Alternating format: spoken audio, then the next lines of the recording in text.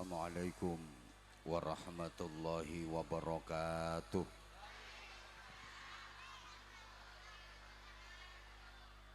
Bismillahirrahmanirrahim. Alhamdulillahi rabbil alamin. Wal aqibatu lil muttaqin. Wala imannya semakin kuat, akhlaknya semakin mulia, takwanya semakin sempurna, ibadahnya makin istiqomah. Selamat, mulia, bahagia dunia akhirat. Dalam rangka halal bihalal yang dilaksanakan oleh warga masyarakat Getas Kerep, pertama perkenankan saya menghaturkan doa taqabbalallahu minna wa minkum ajma'in. Ja'alanallahu wa iyyakum minal aidina wal faizina wal ghanimina wal aminin. Kullu amin wa antum bi khairin. Mudah-mudahan semua ibadah kita khususnya di bulan Ramadan diterima oleh Allah. Mudah-mudahan kita semua tergolong orang-orang yang kembali fitrah. Setelah 1 bulan kita menjalani training center dalam daurah Ramadan, masyarakat Islam Indonesia itu mempunyai 3 konsep. Ada yang punya konsep syawalan, ada yang punya konsep halal bihalal, ada yang punya konsep lebaran. Kira-kira warga Getas Kerep ikut konsep yang syawalan, yang halal bihalal, atau yang lebaran?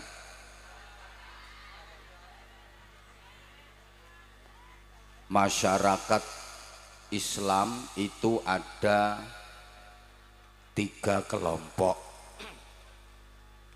Ada kelompok yang benar-benar berusaha islami, ada kelompok yang sudah terkontaminasi dengan modernisasi, ada kelompok yang masih memegang teguh tradisi.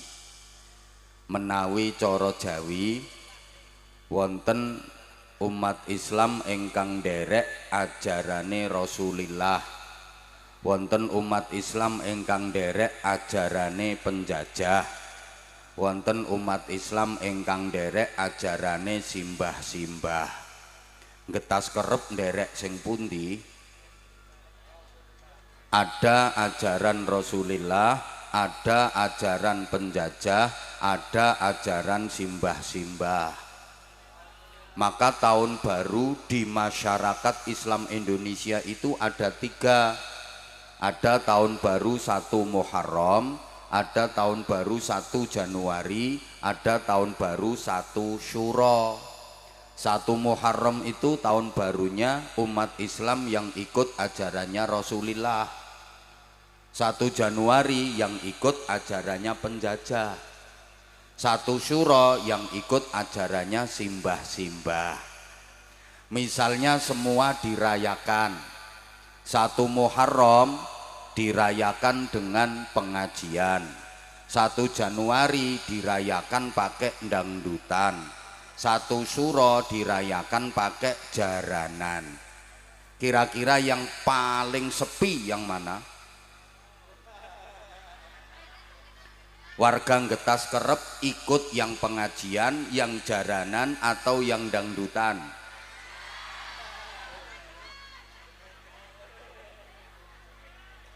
Makanya Bapak Ibu adik-adik para jamaah yang saya hormati, sama-sama menjalani ibadah Ramadan. Pasca Ramadan, setelah Ramadan selesai, masyarakat Islam Indonesia itu ada 3 semangat. Ada semangat syawalan, ada semangat halal bihalal, dan ada semangat lebaran. Syawalan itu semangatnya kaum santri, kaum sarungan, kaum gamisan. Halal bihalal itu semangatnya priayi, kaum celonoan. Sedangkan lebaran itu semangatnya wong abangan yang orang ngaji, kaum abangan. Saya ulang, Syawalan itu semangatnya santri, kaum sarungan. Halal bihalal itu semangatnya priayi, kaum celononan. Lebaran itu semangatnya wong sing orang ngaji, kaum abangan. Semangat lebaran itu begini, bulan Ramadan dianggap sebagai bulan penjara. Masuk Ramadan seperti masuk penjara. Amaliyah Ramadan adalah kerja paksa, sehingga hari-hari dijalani dengan terpaksa dan menderita. Makanya di akhir Ramadan yang dipikirkan apa? Kapan lebarannya? Kapan bodone? Kenapa begitu? Sebab mereka sebelum Ramadan berkawan dengan setan. Sebelum Ramadan berteman dengan setan.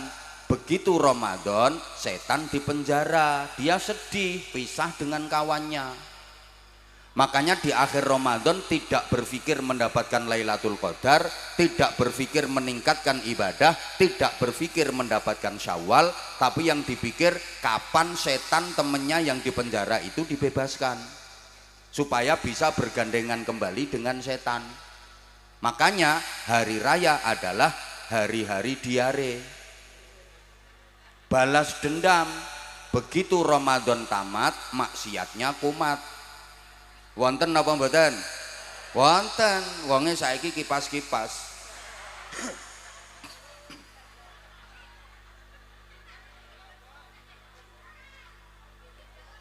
Begitu Ramadan selesai, ibadahnya prei. Kemarin Ramadan sholat malam, taraweh dan witir. Sekarang sholat malamnya terus nopo prei.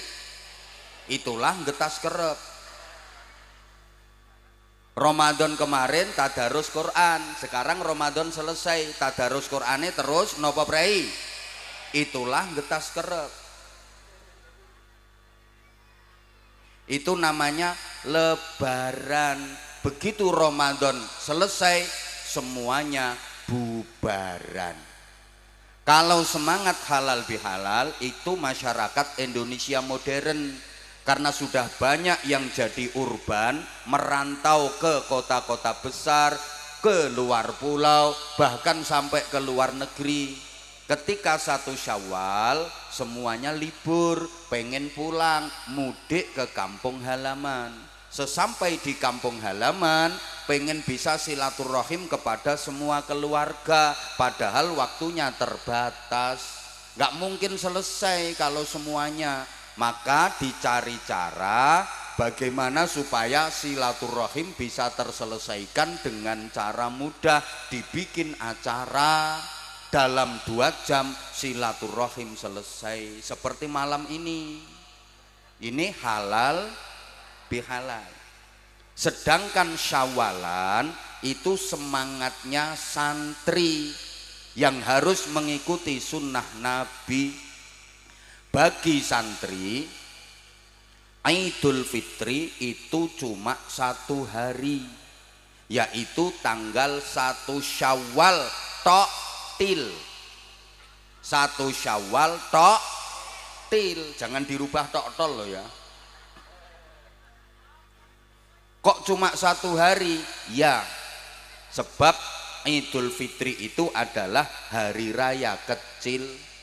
Hari raya yang besar itu Idul Adha. Idul Fitri disebut hari raya kecil, Idul Adha disebut hari raya besar. Mari kita buktikan. Dari segi waktu, Idul Fitri cuma 1 hari, tanggal 1 Syawal tok til. Idul Adha 4 hari, yaitu tanggal 10 Dzulhijjah ditambah 3 hari Tasyrik. 11, 12 dan 13 Dzulhijjah. 1 dengan 4 lebih besar mana? Moh kurang semangat. 1 dengan 4 lebih besar 4. Makanya Idul Adha itu hari raya yang lebih besar. Dari segi pengorbanan, Idul Fitri cuma nyembelih ayam, Idul Adha nyembelih sapi. Ayam dengan sapi besar mana? Sapi. Makanya Idul Adha itu hari raya besar, Idul Fitri hari raya kecil. Idul Fitri cuma mengeluarkan zakat fitrah, beras 2,8 kilogram. Gampangannya 3 kilogram beras, cuman itu yang dikeluarkan ketika Idul Fitri. Idul Adha bagi yang mampu wajib menjalankan ibadah haji puluhan bahkan ratusan juta. Yang kurang mampu melaksanakan syariat korban, nyembelih sapi minimal kambing, karena korban itu ndak boleh nyembelih tekek. Yang ketawa itu ndak pernah korban, sukanya menghabiskan daging korban. Santri harus bersikap adil, yang kecil ya dikecilkan, yang besar ya harus dibesarkan. Yang harusnya kecil ya dianggap kecil, yang harusnya besar ya dianggap besar. Jangan dibalik-balik, yang kecil dibesar-besarkan, yang besar dikecil-kecilkan. Umumnya masyarakat Getas Kerep itu kebalik pemahaman dan prakteknya. Mestinya Idul Fitri hari raya kecil ya biasa kecil-kecil saja. Yang harus dibesarkan Idul Adha. Tapi masyarakat Getas Kerep kan kebalik. Idul Fitri yang harusnya hari raya kecil, anggarannya dibesar-besarkan. Beli baju aja nggak cukup 3 ibu-ibu. Belum dalemannya, belum jilbabnya, belum BH-nya, belum lagi biaya untuk departemen perbadokan, belum anggaran untuk jalan-jalan, untuk pesta. Sehingga karena Idul Fitri itu anggarannya geden-gedenan, dibesar-besarkan, waktu Idul Adha kehabisan anggaran sampai nggak bisa korban. Ini kebalik. Santri itu Idul Fitri cuma 1 hari, tanggal 1 Syawal tok. Untuk apa? Untuk bertakabbalallahu minna wa minkum. Artinya semoga Allah menerima amal saya dan amal Anda semua. Amal itu bahasa Jawanya laku. Lakune wong Idul Fitri niku wonten 4, maka disimbolkan pakai kupat. Artinya laku papat. Jadi kupat itu bukan hanya bermakna ngaku lepat. Kata orang Jawa, kupat ngaku lepat, lontong olo-olone kotong, lepet sing olo disilep rapet. Loh, angel golek kiai nerangke ngene iki angel. Mula ya larang. Pengen murah ya ketua RT-mu kon ceramah. Loh, kupat itu bukan hanya bermakna ngaku lepat, tapi kupat itu artinya laku papat. Itu sebenarnya isyarat, tapi oleh masyarakat dijadikan sebagai syarat, padahal sebenarnya cuma isyarat. Allahumma sholli ala Muhammad. Ini harus diulang, dijelaskan secara detail. Kayaknya masih belum paham. Soalnya yang saya hadapi ini cantik-cantik, cuma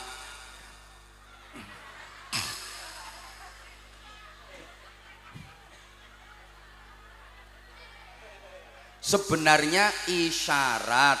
Kupat itu laku papat, tapi oleh masyarakat dianggap syarat. Makanya sampai ada hari raya kupat. Betul? Para sesepuh kita dulu itu kalau ngajar anak cucunya, kalau didik anak cucunya sering pakai isyarat supaya mudah diterima. Kenapa? Karena waktu itu belum siap. dikasih ayat Quran langsung, dikasih hadis langsung, belum siap, bisa-bisa nolak nanti. Kalau tahu bahwa Quran dan hadis akan ditolak, jangan dipaksakan untuk disampaikan, dosa nanti. Wis ngerti nek ora nrimo kok dipaksa, malah dosa.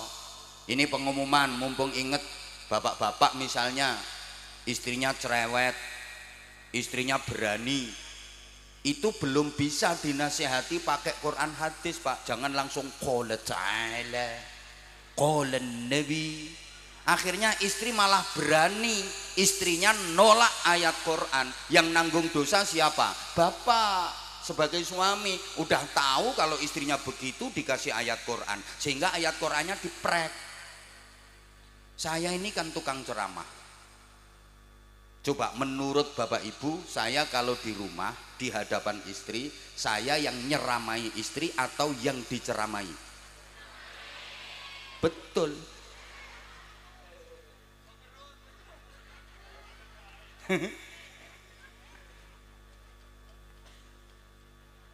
Kalau dikasih langsung ayat Quran, langsung hadis, bisa-bisa ditolak, maka pakai isyarat. Warga Getas Kerep ini misalnya langsung suruh ngeluarin duit untuk syukuran, biasanya berat karena orang sini kan agak pelit-pelit. Tapi kalau dirayu supaya hidupmu selamat, bikin selamatan, masak-masak, nanti ada ingkungnya gini, maka hidupmu akan selamat. Enteng. Padahal makanan itu nilai duitnya juga besar. Tapi kalau berupa makanan, ora eman. Nek berupa duit, eman. Nggih napa nggih? Ketara potonganmu. Makanya dinamakan selamatan supaya uripe, as-shadaqatu tadfa'ul bala. Sedekah itu tolak bala. Dalilnya itu. Tapi kalau langsung dikasih qalan Nabi, masyarakat nggak mau nerima. Nah, ketika selamatan suruh bikin tumpeng, itu artinya 5 waktu sing mempeng, jangan sampai ditinggalkan.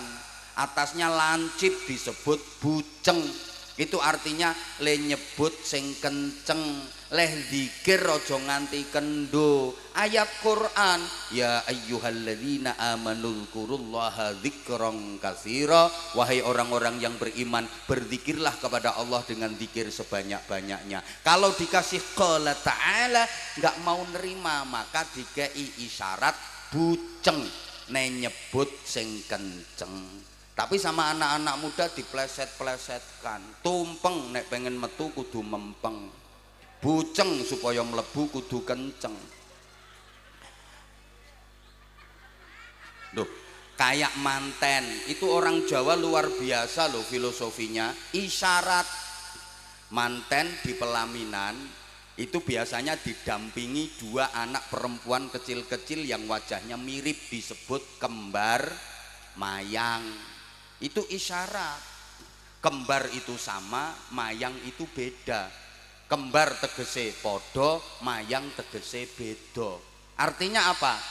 Manten laki-laki dan perempuan itu tujuannya sama, tapi karakternya berbeda. Wong lanang karo wadon tujuane podo, ning wonge beda, sifate beda.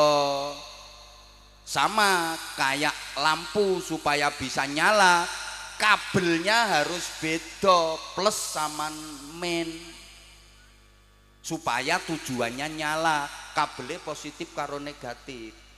Loh, lampu kok kabelnya podo positif, konslet. Lampu kok kabelnya podo negatif, konslet.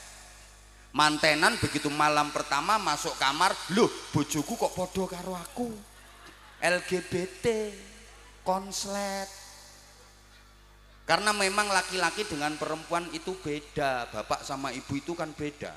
Bapak suka mengecilkan hal yang besar, kalau ibu suka membesarkan hal yang kecil. Wong lanang kuwi senengane nyilikke barang sing gedhe. Masalah gedhe iki dianggap cilik.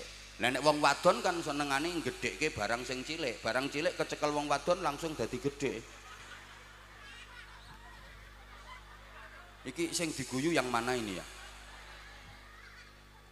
Memang beda. Laki-laki itu kreatif, perempuan itu sensitif. Laki-laki itu rasional, perempuan itu emosional. Laki-laki itu lebih mengedepankan pikiran, perempuan lebih menggunakan perasaan. Suami itu pakai pikiran, istri pakai perasaan. Makanya kalau terjadi cekcok suami istri, suami biasa ngomongin istrinya, sampeyan orang mikir.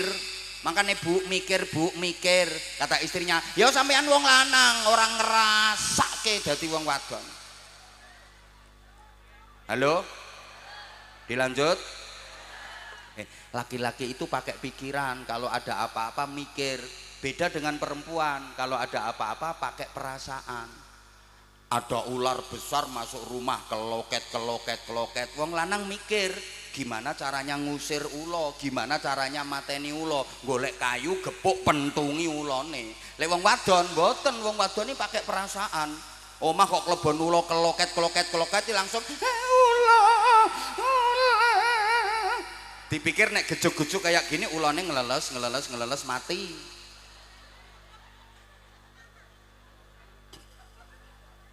Halo, ibu-ibu misalnya lagi masak, kompor yang meledak, dor, lah meledak kok, mosok kompornya meledak, cerut. Lo laki-laki kalau ngelihat ada kompor meledak, api berkobar-kobar, mikir, nyari kain basahi, kebyok ke, golek banyu siram ke. Lah nek wong wedok kan dikira kalau ditangisi terus apinya mati. Mau pergi ke Jakarta pakai kereta, begitu nyampe stasiun ketinggalan kereta, keretanya udah berangkat. Lek wong wedok nangis, ketinggalan kereta. Dipikir nek ditangisi terus keretanya sing wis berangkat mundur serut. Lek wong lanang ora. Wah ketinggalan kereta piye carane mangkat? Ana truk lewat celingkrik munggah gandul truk. Terus nanti manten itu balang suruh. Orang dulu gitu. Ini isyarat balang suruh. Suruh itu tegese ora kok kesusu leh weruh.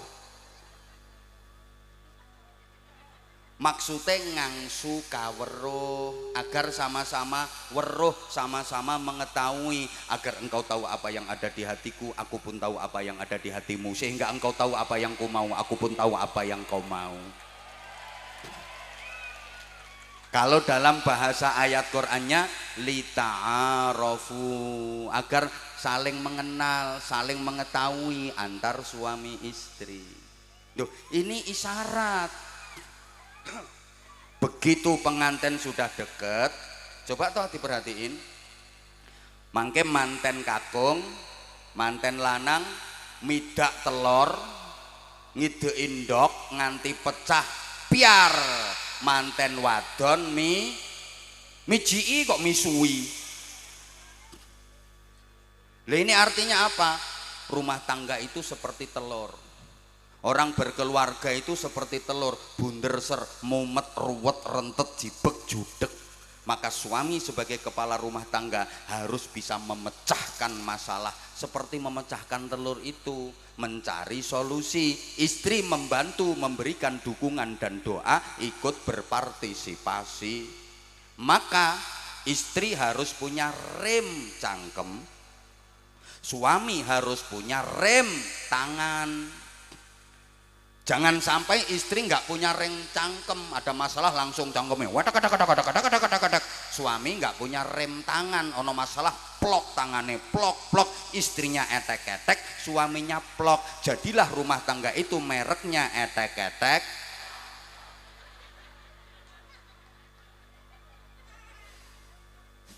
Nah sekarang kita kembali ke kupat yang di bawah, mohon maaf ya, nggak usah pengen dengan yang dihidangkan di panggung. Yang di panggung dikasih minum, dikasih jajan kotaan, padahal nggak nyumbang.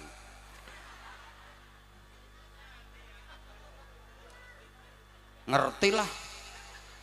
Halo, bisa dilanjut? Oke, saya di sini cuma sebentar kok. Loh, nanti masih ada ceramah lagi. Kemudian saya juga mau geser, pindah tempat. Mohon izin, saya cuma 30 menit saja.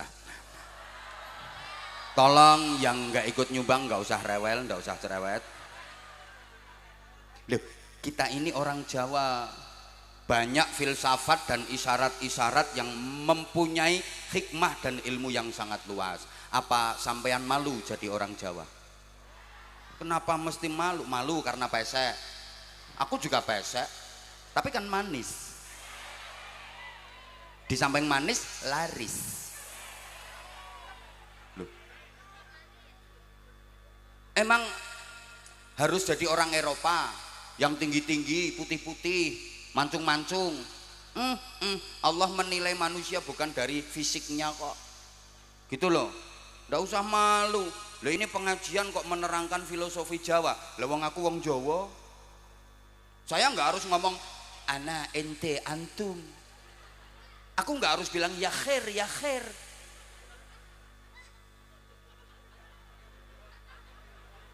Halo? Pesek bene. Cetakane Gusti Allah kok. Ngono lho, Bro. Nah, apa kupat laku papat bagi santri yang beridul fitri? Ibu bapak adik-adik, laku papatnya adalah 1, takbiran di malam lebaran, walitukmilul iddata walitukabbirullaha ala ma hadakum. Semua ada dalilnya, orang sembarangan. Sesepuh kita dulu itu kalau bikin ajaran isyarat ndak sembarangan, cuma dalilnya nggak disampaikan, wong dihadapinya oon-oon. Kasih pengertian, yang penting faham, diamalkan gitu loh. Apa artinya qul ta'ala qul nabi tapi nggak bisa mengamalkan, betul? Ngono ki alasane wong sing ora apal dalil. Ora usah guyu.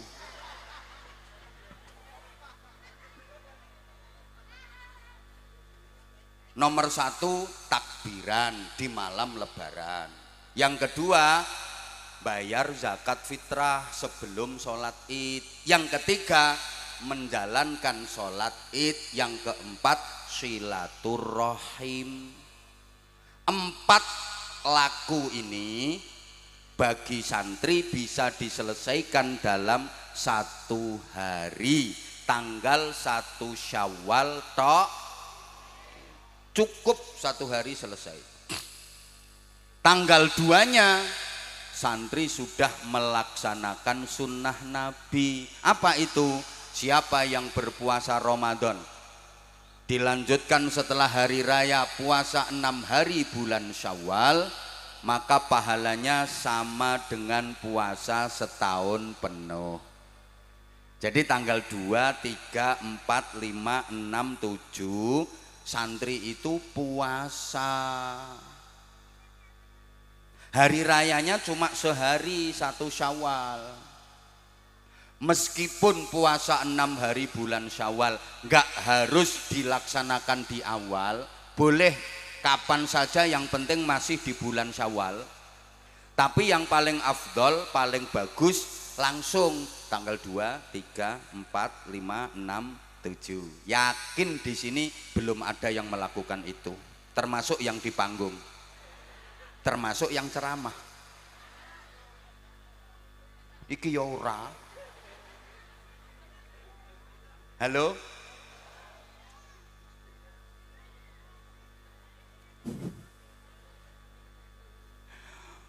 Udah Bapak Ibu jamaah yang saya hormati rahimakumullah. Bulan sesudah Ramadan yang sekarang ini kita jalani disebut Syawal. Secara bahasa, Syawal itu artinya berkembang dan meningkat. Kita harus meningkatkan kualitas diri, meningkatkan prestasi ibadah, meningkatkan iman dan takwa. Tandanya apa? Kalau kita benar-benar Syawal, dilihat kemarin warga Getas Kerep puasanya masuk jenis puasa ulo apa puasa uler? Halo? Ya Allah, aku rati gatekke. Untuk mengetahui kita itu berhasil Syawal apa tidak, meningkat apa tidak, dilihat dulu. Puasanya kemarin itu puasa jenis uler nopo puasa jenis ulo? Loh, uler sama ulo itu podo-podo poso, tapi hasilnya berbeda, endingnya berbeda. Ulo meskipun habis puasa dia sama sekali nggak berubah, nggak ada perbaikan. Namanya tetap ulo, wajahnya tetap ulo, bentuknya tetap ulo, modelnya tetap ulo, perilakunya tetap ulo. Soalnya ulo kuwi leh poso hanya sekedar melungsungi arep ganti kulit, awake tambah dawa tambah gede. Ada ibu-ibu Getas Kerep sini posone model ulo. Poso itu cuma arep melungsungi ganti baju baru, awake tambah gede, bukan peningkatan kualitas diri tapi peningkatan berat badan. Sebelum Ramadan berat badannya 55 kilo, selesai Ramadan berat badannya 75 kilo. Wonten apa mboten? Wonten. Iki wonge kipas-kipas kudunge ireng.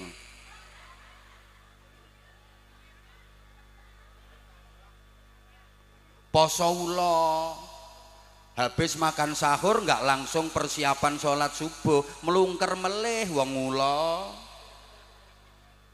Selesai berpuasa kehadirannya tidak membawa harapan, justru malah menjadi ancaman. Ulo Ramadan sama sekali tidak membawa perubahan ke arah yang lebih baik. Ya semangatnya lebaran tadi, poso ulo. Beda dengan uler. Sebelum puasa jelek, menjijikkan, gateli, gilani, sumber penyakit. Mlakune gremet, ora ana wong seneng uler. Cobi misalnya ibu-ibu ngumpul kayak gini terus tak uncali uler 2 kilo, pure bubar, ngerusak.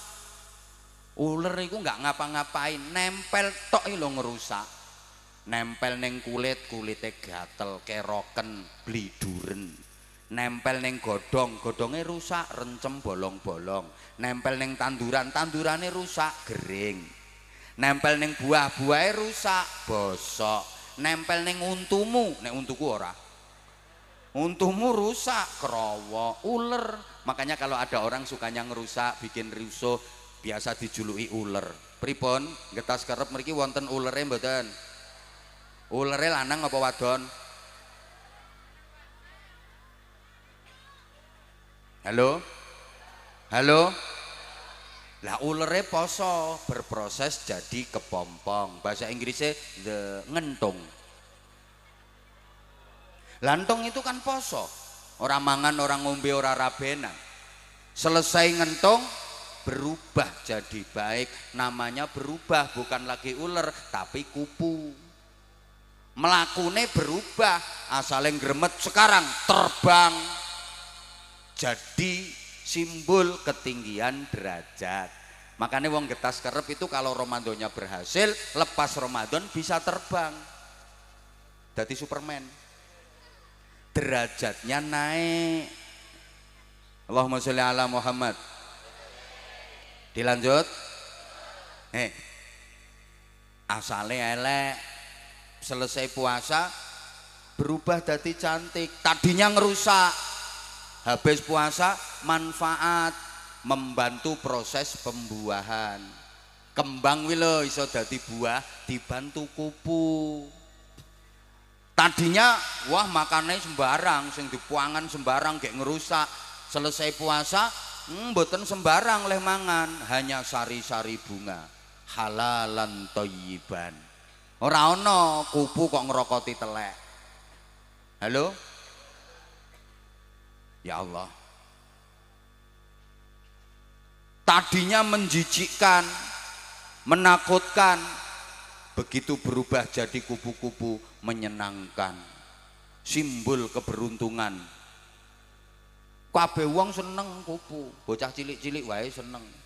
Omah dileboni kupu jare wong-wong arep ana tamu. Duwe anak wadon wis gedhe urung ketemu jodoh, omah dileboni kupu, seneng.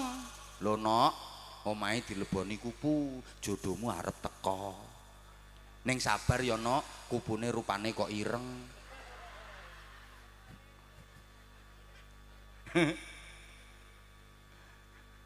Halo? Jadi salah satu tanda kalau getas kerep ini Ramadannya berhasil, lepas Ramadan setelah berkepompong sebulan berubah jadi kupu. Sayange kata sederek-sederek getas kerep mriki habis berkepompong sebulan Ramadan, keluarnya enggak jadi kupu malah jadi codot. Nah codotnya ketawa, codotnya ternyata pakai BH.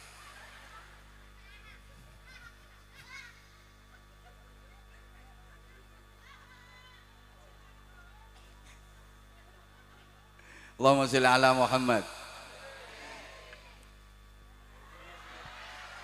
Masih ada waktu 10 menit. Iya.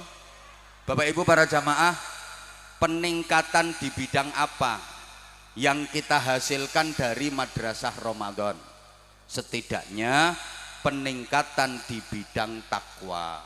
Karena tujuan utama ibadah puasa Ramadan itu la'allakum tattaqun, agar kalian menjadi orang-orang yang bertakwa.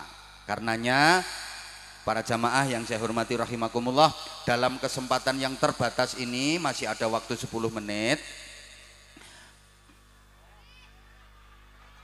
Aku tahu kamu gak mau aku tinggalin. Yuk ikut aku yuk. Saya akan menjelaskan secara singkat takwa sosial, takwa aplikatif, agar kita bisa tampil sebagai kupu setelah berkepompong sebulan penuh. Takwa sosial ini kalau bisa kita lakukan, insya Allah kita selalu mendapatkan rahmatnya Allah. Kita akan dimasukkan surga oleh Allah. Karena syarat masuk surga itu harus takwa. Bapak Ibu kalau baca Quran membicarakan surga itu nanti endingnya uiddat lil muttaqin. Surga itu disediakan bagi orang-orang yang bertakwa. Nah, ayatnya nanti bisa dipelajari lebih lengkap dalam surah Az-Zariyat ayat 15 sampai 21. A'udzu billahi minasy syaithanir rajim. Innal muttaqina fi jannatin wa 'uyun akhidhina ma atahum rabbuhum innahum kanu qabla dhalika muhsinin كانوا قليلا من الليل ما يهجعون وبالأسحار هم يستغفرون وفي أموالهم حق للسائل والمحروم وفي الأرض آيات للموقنين وفي أنفسكم أفلا تبصرون. Lehmu nyauti Allah kok kaya wong sambat kok kean utang ngono. Innal muttaqina fi jannatin wa uyun. Sesungguhnya orang-orang yang bertakwa dimasukkan ke dalam surga yang penuh dengan kenikmatan, surga yang ada sumber mata airnya. Kok disebutkan uyun, sumber mata air? Para jamaah, simbol dari tempat yang indah, Tempat yang indah itu mesti ada simbol mata airnya. Seindah-indahnya tempat kalau nggak ada airnya nggak jadi indah, betul? Maka surga biasa digambarkan tajri min tahtihal anhar, di bawahnya mengalir sungai-sungai, gitu loh. Bagaimana keadaan orang-orang bertakwa di surga nanti? Akhidina ma atahum rabbuhum, mereka bebas mengambil, menikmati semua yang disediakan Allah untuk mereka di dalam surga. Jadi ahli surga itu bebas mengambil dan menikmati semua fasilitas di surga. Ini beda dengan Nabi Adam dulu. Nabi Adam dan Ibu Hawa dulunya kan ditempatkan di surga, betul? Kok orang semangat ya, betul? Sebelum dikeluarkan dari surga, Nabi Adam dan Ibu Hawa ditempatkan di surga, dipersilahkan menikmati semua yang ada di surga, tapi masih ada larangan, ada pantangan. Apa itu? Wala taqraba hadhis syajarah, tidak boleh mendekati pohon itu, syajaratul khuldi. Akhirnya Nabi Adam melanggar, mendekati, memetik, bahkan memakan buah dari syajaratul khuldi, kemudian dikeluarkan dari surga. Begitu dikeluarkan dari surga, Nabi Adam menyalahkan siapa? Menyalahkan setan, iblis? Enggak. Menyalahkan Ibu Hawa? Enggak. Menyalahkan Allah? Enggak. Tapi menyalahkan dirinya sendiri. Rabbana zalamna anfusana wa illam taghfir lana wa tarhamna lanakunanna minal khasirin. Menyalahkan dirinya sendiri. Sami mboten kalih warga Getas Kerep. Oh mboten, nek warga Getas Kerep iki senengane nyalah-nyalah kelian. Seneng menyalahkan pihak lain. Halo? Orang Getas Kerep itu sukanya menyalah-nyalahkan orang lain. Coba sampean punya anak nakal, nyalahke awake dhewe napa nyalahke anak? Halo? Ya Allah, ibu-ibu punya suami ndablek, pelit, nyalahkan awake dhewe apa nyalahkan suami? Guru punya murid nakal, nyalahkan awake dhewe napa nyalahne murid? Kita umumnya suka menyalahkan orang lain. Dadi penceramah terus ora digatekke, ora diperhatikan sama jamaah, menyalahkan awake dhewe napa nyalahke jamaah? Nyalahne jamaah padahal ceramahe ora menarik. Yuk belajar dari Nabi Adam, menyalahkan dirinya sendiri. Kemudian taubat, evaluasi diri, taubat, akhirnya nanti balik lagi ke surga. Beda dengan iblis. Iblis nggak mau menyalahkan dirinya sendiri. Iblis nyalah ke Nabi Adam, nyalah ke Ibu Hawa, nyalah ke Gusti Allah. Makanya iblis sampai kapanpun nggak akan bisa balik ke surga. Nah, dari dua contoh tadi, iblis dan Nabi Adam, kira-kira Getas Kerep keturunan siapa? Keturunan siapa? Nah, kalau merasa keturunan Nabi Adam, ya harus mau niru Nabi Adam, mencontoh Nabi Adam. Kalau nggak mau niru Nabi Adam, berarti koncone. Paham? Nabi Adam dulu di surga masih ada larangan. Nah, sampean besok di surga nek sido apa ora? Nah, yen sido itu di sana nggak ada larangan, nggak ada sirian, nggak ada pantangan, bebas sebebas-bebasnya. Kalau di dunia nggak ada orang bebas, itu nggak ada. Coba siapa di dunia ini yang bebas berbuat semaunya, bebas melakukan sesukanya? Nggak ada. Setinggi-tingginya pangkat, apa dia bebas berbuat sesukanya? Kok ora dijawab yo? Sak dhuwur-dhuwure jabatan di dunia ini, Apa orangnya bebas berbuat sesukanya? Ora, malah wong sing duwe pangkat jabatan iki ora iso bebas. Dipentelengi terus sampai KPK. Leres napa leres? Orang punya jabatan itu sekarang malah nggak bisa bebas hidupnya, nggak bisa tenang tidurnya. Hartanya diaudit, kekayaannya harus dilaporkan, sumbernya dari mana, peruntukannya apa. Orang iso bebas. Lebih bebas sampean. Sopo sing ngarep neliti sampean? KPK moro sampean, arep mriksa apa? Sotel. Halo? Orang kaya raya di dunia ini apa mentang-mentang kaya terus dia bebas berbuat sesukanya? Ya ndak lah. Siapa yang bebas di dunia ini? Jadi penceramah, pegang mic, mengendalikan acara, menguasai panggung, apa dia bebas berkata semaunya? Ndak iso bebas, salah ucap viral. Betul?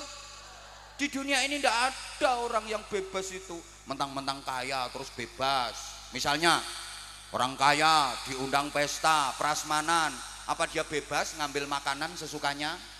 Enggak, apalagi kalau sudah tua. Banyak sirian, banyak pantangan. Ditawari nasi mbah, sidik wae. Sop mbah, duduhe wae. Ini khas Tegal sate mbah, sunduke wae. Apa maneh gek ditutke bojone gek sing wedok ki galake kaya asu manak kae. Arep njukuk ngene tampil, arep njukuk ngene ra entuk, arep nyiduk kikil aja kuwi, eling penyakite. Kari delongap urip matane tok. Apalagi kalau sudah kena penyakit komplikasi, dengan semua jenis makanan yang digemari nggak berani mengkonsumsi. Kasih sate dihindari, yang dicari malah ikan teri. Kasihnen dikit tensinya tinggi, makan cumi-cumi alergi, makan sambal goreng ati asam urat kambuh lagi, ginjal keserang cuci darah seminggu 2 kali, kasih minum manis minta ganti karena udah punya pabrik gula sendiri, istrinya masih cantik udah disfungsi ereksi, mendekati istri disingkri, walaupun minum jamu kuat tetap nggak bisa berdiri. Maunya 3 kali cuma bisa sekali, itu pun memaksakan diri.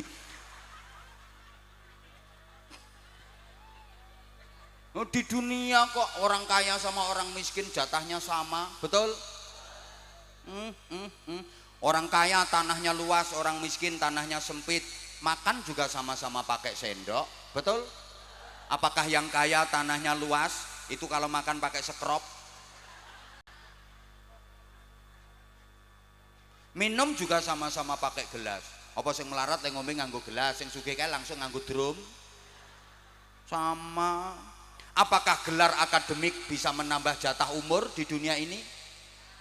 Yang gelar akademiknya S1 dapat jatah tambahan umur 10 tahun.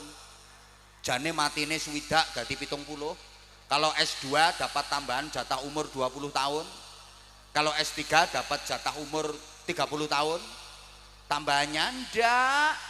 Kadang yang S3 belum 40 tahun udah mati. Yang nggak tamat SD sampai 90 tahun. Betul? Nondonya wong wadon ayu karo elek rabine dhisik pundi? Rupane ayu karo rupane elek rabine dhisik pundi?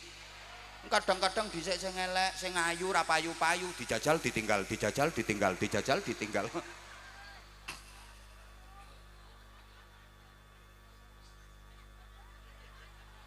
Donya kok.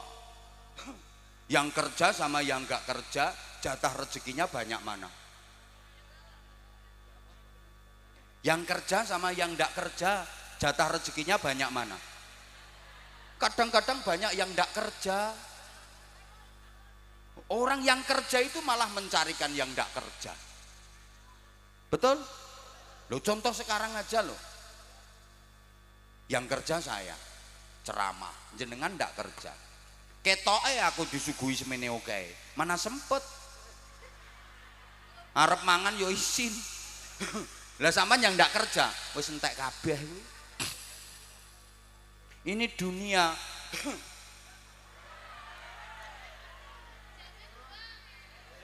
Siapa ngomong jame buang? Saya tadi sempat berpikir, wah saya ceramah itu udah lama. Tadi ada yang nanya, mulai tahun berapa bah?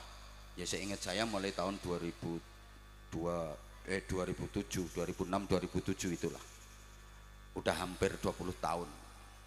Tak pikir ya masyarakat udah pada bosen sama saya. Begitu saya datang, ya Allah ternyata jamaahnya masih berjubel.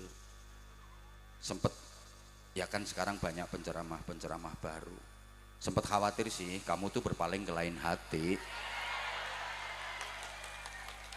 Ternyata enggak, kamu masih tetap setia sama aku. Makasih semuanya. Aku kalau tahu kayak gini tuh makin sayang aku sama kamu. I love you semuanya, I love you. I love you semuanya. I love you. Sing tuwek ra usah ngene-ngene. Gila nih.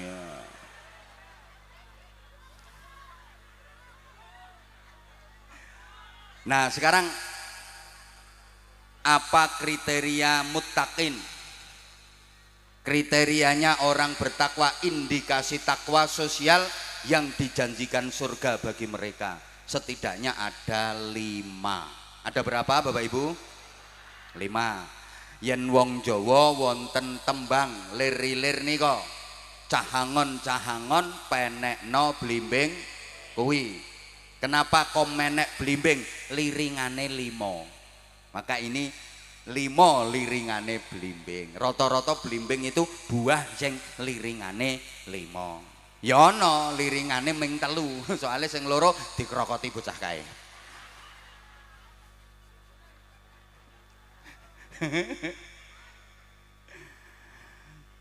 Lima indikasi orang bertakwa sebagai takwa sosial.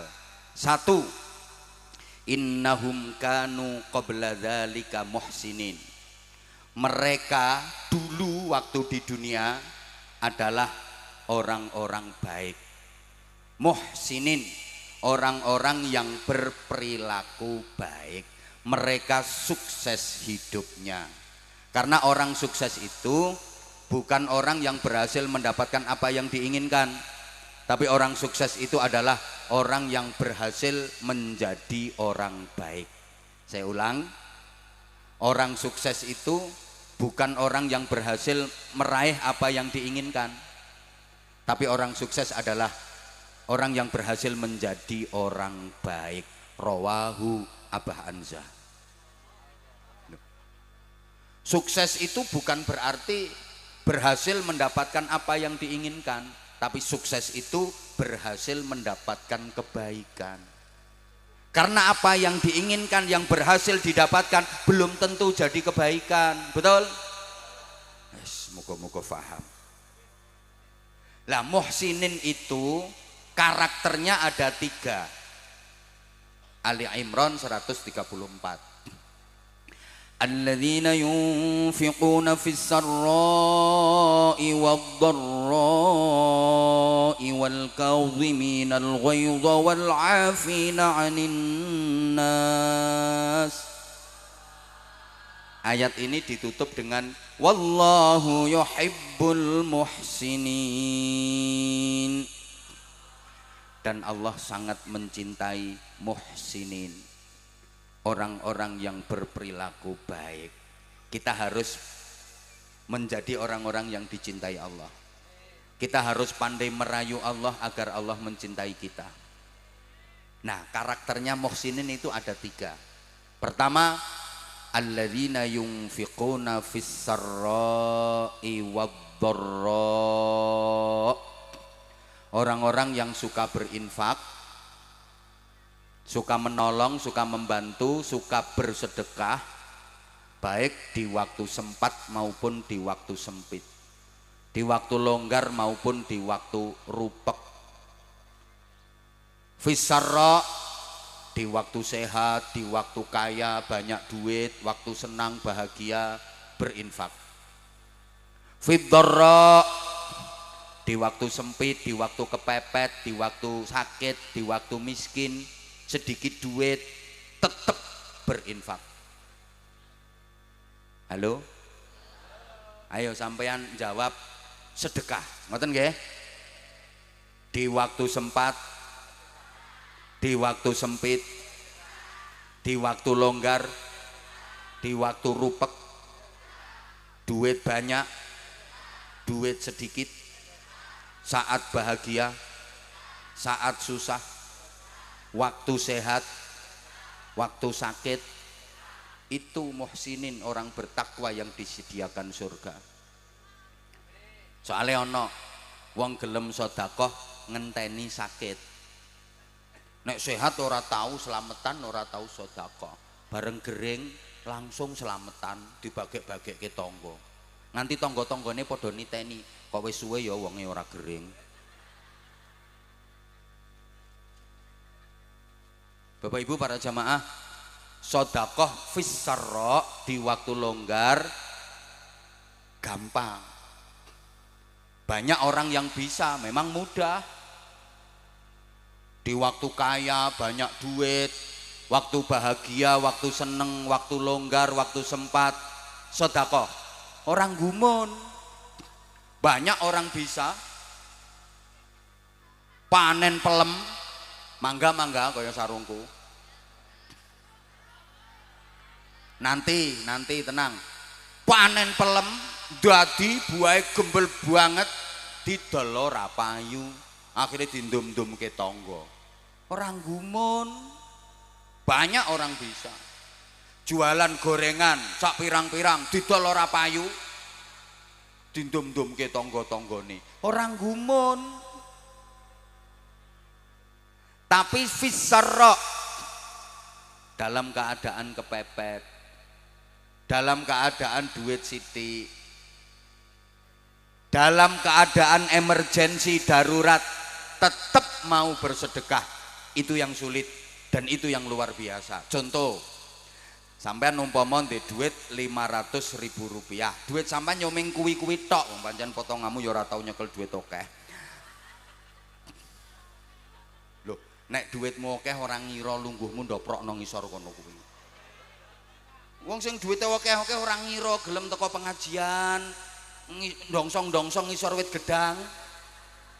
Kae sing duwe perusahaan, sing duwe pabrik, duwite miliaran, ora bakal rawuh no pengajian kene, nggih napa nggih? Iki sing tekono kene iki melarat kabeh. Lho, mulane swarga iki sing akeh isine wong melarat-melarat ngene iki. Iki jenenge melarat bangga iki ya iki.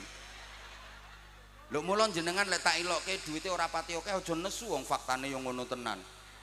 Wong sing duwite akeh-akeh ora ngira gelem pengajian terus ndoprok sesek-sesekan mambu kelek kecut mambu untut ngono kuwi. Nggih napa nggih? Lah iya iki melarat kabeh. Yo, nek omongan saya salah monggo silakan dibantah, sekarang tak enteni. Ayo berdiri sing duit akeh. Aku duitku akeh 3 triliun, langsung aku dadi anak buah sampean. Aku tak kerja nanggone sampean. Ayo endi? Mulane gak keliru aku gawe contoh, umpama sama itu ndedit ming 500.000. Ya kuwi tok duitmu wis akeh menurut sampean. Ndak ada yang lain. Sampean lagi punya kebutuhan yang sangat penting dan mendesak. Duit-duit yang ming kuwi 500.000 kuwi. Kuwi wae kurang-kurang kanggo kebutuhane sampean. Terus ana tangga mara sampean utang. Wantun ngeculke mboten? Mikir. Berani ngelepas napa mboten?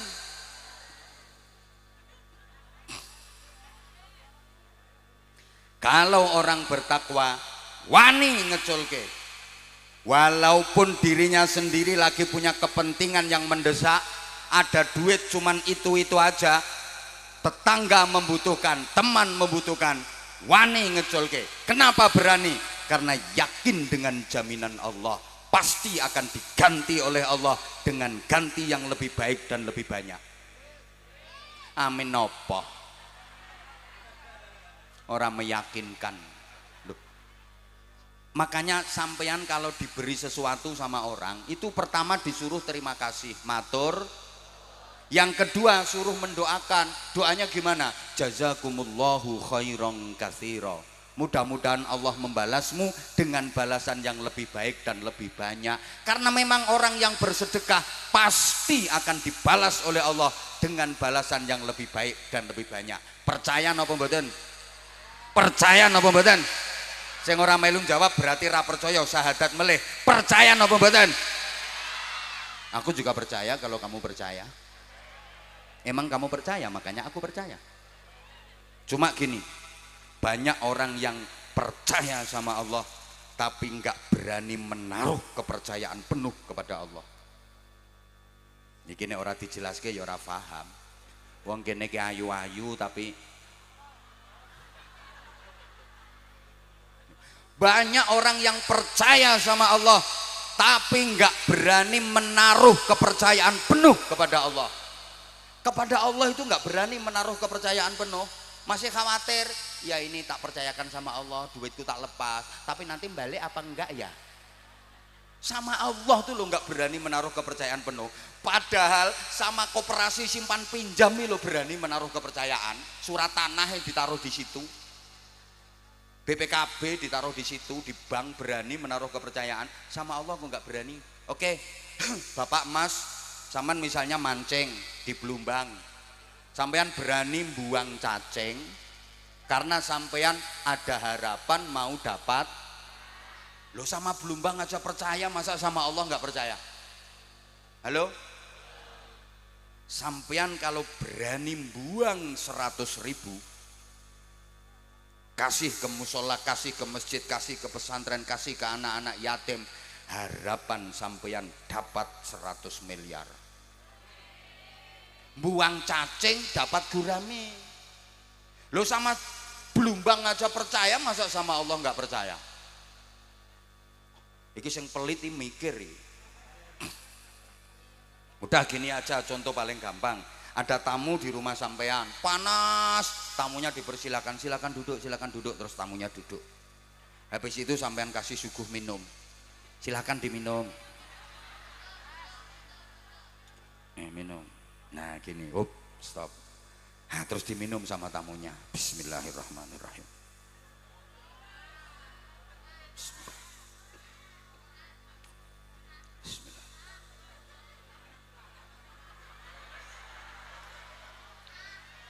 Saking hausnya, tamu minum itu koret-koret sampai tetes terakhir. Sebagai tuan rumah yang baik, tahu kalau gelasnya kosong, dia pakai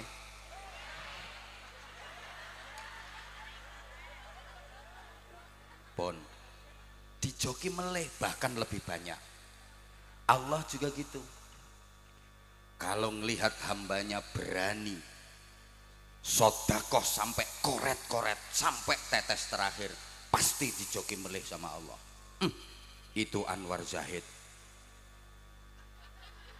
Leh sodakoh nganti koret-koret, tak joki meneh sing luweh apik, luweh akeh. Lah itu sambil kerep kok pelit banget. Getas kerep. Orangnya kok pelit-pelit. Halo? Halo? Berani mboten jenengan? Hoi. Berani sedekah mboten? Pasti diganti Allah dengan ganti yang lebih baik dan lebih banyak. Oleh karena itu, ini ada Departemen Pengemisan untuk masjid, nggih. Untuk masjid, nggih. Nah, ini ada untuk masjid.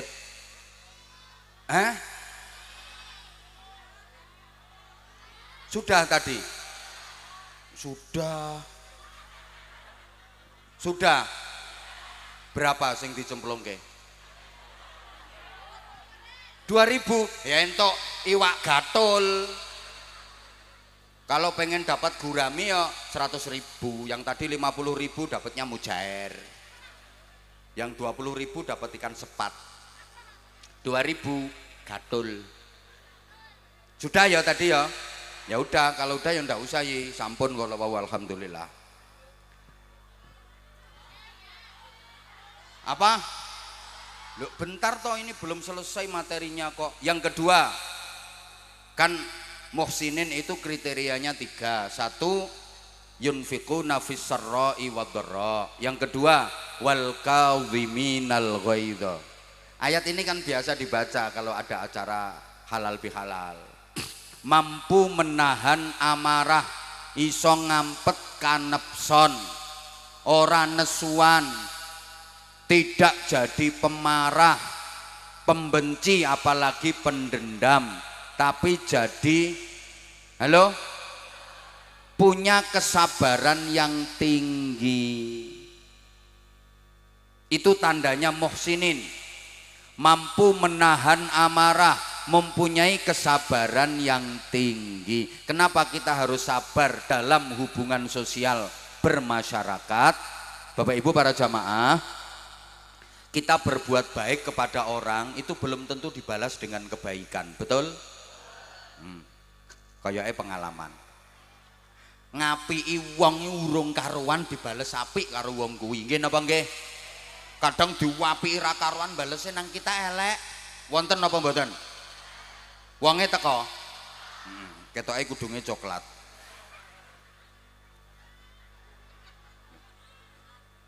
Kita memberi kepada orang belum tentu dibalas dengan diberi, betul?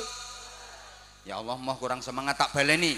Kita berbuat baik kepada orang lain, belum tentu orang lain itu membalas kita dengan kebaikan, betul?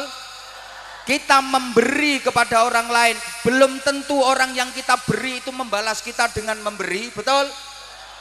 Makanya saya pesen Bapak Ibu sampean, kalau memberi kepada orang lain jangan berharap balasan dari orang itu. Saya ulang, sampean berbuat baik kepada orang lain jangan berharap dibalas kebaikan sama orang itu. Sampean memberi sesuatu kepada orang lain jangan berharap dibalas diberi oleh orang itu. Kalau sampean berharap balasan dari orang itu, siap-siap kecewa, siap-siap sakit hati. Ada guru ngajar muridnya, berarti itu guru memberi ilmu kepada muridnya, betul? Lah kok gurunya berharap balasan dari muridnya, pasti gurunya kecewa, karena nggak mungkin muridnya bisa membalas. Paham? Ya Allah, kayaknya kok ora paham ngono kayaknya. Guru ngajar muridnya berarti guru memberi ilmu kepada muridnya. Lah kok gurunya berharap diberi ilmu oleh muridnya, kecewa, sakit hati, nggak mungkin muridnya bisa membalas. Orang tua membiayai anaknya di bidang pendidikan, sekolah, mulai pos PAUD, playgroup, TK sampai perguruan tinggi sampai sarjana lengkap. Kok orang tua berharap balasan dari anaknya, pasti kecewa. Betul? Saya memberikan ceramah kepada sampean semua, kok saya berharap balasan ceramah dari sampean semua? Kecewa saya, nggak mungkin.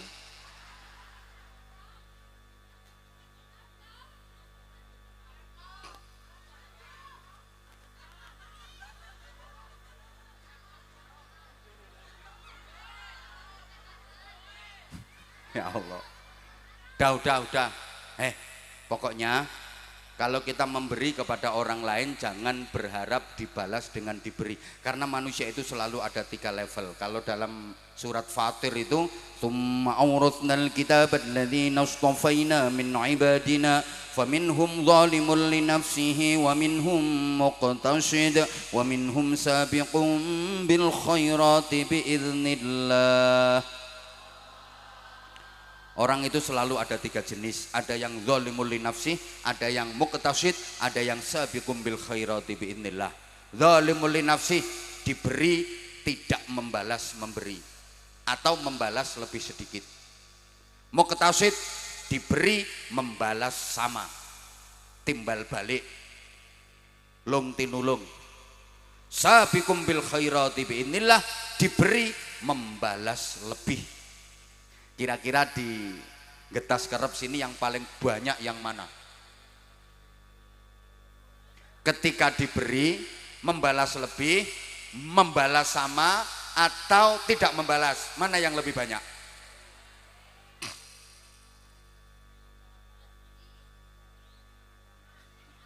Oke, langsung dijelasno daripada nggak ada yang jawab, ngomong jawab bingung. Yang paling sedikit itu yang membalas lebih. Itu paling sedikit. Maaf, zalimul li nafsih paling banyak. Wong masyarakat kita itu kayak tumpeng itu loh, kayak tumpeng. Paling bawah itu paling ombo dhewe, paling gede dhewe, sing tengah tanggung, dhuwur dhewe lancip niku paling sithik. Dadi sing lancip paling sithik niku sabiqum bil khairati biidznillah. Sing tengah-tengah kuwi muqtasid, sedengan. Sing paling ombo ngisor dhewe paling akeh kuwi zalimul li nafsih. Maaf. Halo. Yang paling membutuhkan kesabaran ekstra itu menghadapi orang yang zalimul li nafsi, diberi membalas lebih sedikit atau bahkan tidak membalas sama sekali. Ini yang membutuhkan kesabaran ekstra. Paling enak itu menghadapi orang yang sabiqum bil khairati biidznillah. Ketika diberi dia membalas lebih. Siapa itu? Orang tua, terutama ibu. Ibu kalau diberi sama anaknya, ibu pasti akan membalas lebih. Karena memang ibu ke anak itu hanya memberi, tak harap. Kan ada lagunya.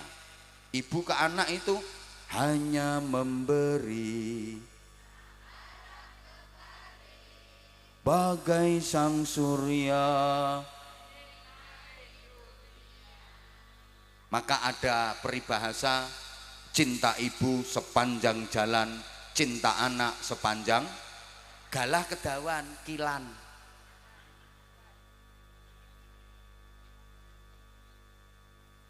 Loh, contoh paling gampang, anaknya merantau di Jakarta, waktu lebaran pulang sowan ke ibunya. Paling anak itu cuma bawa minyak goreng 2 kilo, gula 2 kilo, roti kaleng sing tanggung 1, itu pun wis dibuka segele, dijukuk wafere, sama duit 200.000 dibungkus amplop, kasihkan ke ibunya. Tapi anak 6 digawa kabeh. Tekan ibune kono anak 6 disangoni 100.000 kali 6, torok ibune wisan. Itu dibelehke pitik, tukokke sate, dimasakke reno-reno. Ibu pasti memberi lebih. Begitu anak balik pulang ke Jakarta, bagasi mobil kebak, beras sak ketane blusek mlebu, klopo sak degane blusek mlebu, pitik sak kandange digawa. Begitu anak udah balik Jakarta, ibunya di teras rumah tenger, alhamdulillah rampoke wis minggat.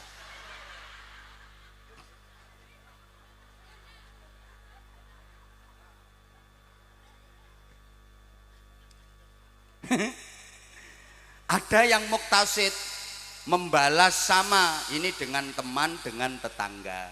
Misalnya ibu bapak sampean habis punya hajat menantu, ada tetangga sampean nyumbang 200.000. 5 tahun kemudian tetangga sampean yang nyumbang itu punya hajat mantu, kira-kira bapak ibu buka buku napa mboten? Buka catatan napa mboten? Dulu disumbang 200.000, sekarang balik ke pinten? Wis 5 tahun ya tambah. Kruse beda wisan. Mosok tetep 200.000. Oh, pelit. Nah, yang paling membutuhkan kesabaran itu menghadapi zalimul li nafsi. Orang yang ketika diberi membalasnya lebih sedikit atau bahkan tidak membalas sama sekali. Menghadapi orang yang nggak tahu diri, nggak tahu balas budi, bahkan menyakitkan hati. Bertepuk sebelah, air susu dibalas dengan air, ditulung malah dikeiatin rogoh. Kau yang mulai, kau yang berjanji, kau yang ya nasib, ya nasib.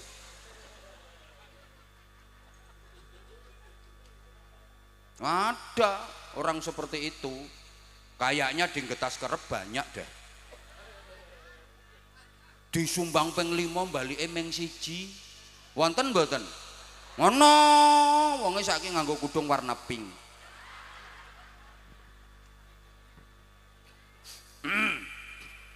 karo kudung krim.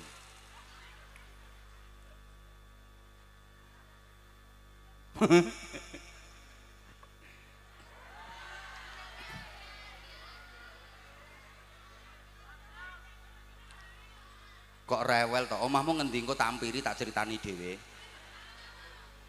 Nah sekarang yang kedua, kalau tadi nomor 1 muhsinin, yang kedua kanu qalilam minal laili ma yahjaun. Mereka orang-orang bertakwa yang dijanjikan surga di waktu malam tidurnya sedikit.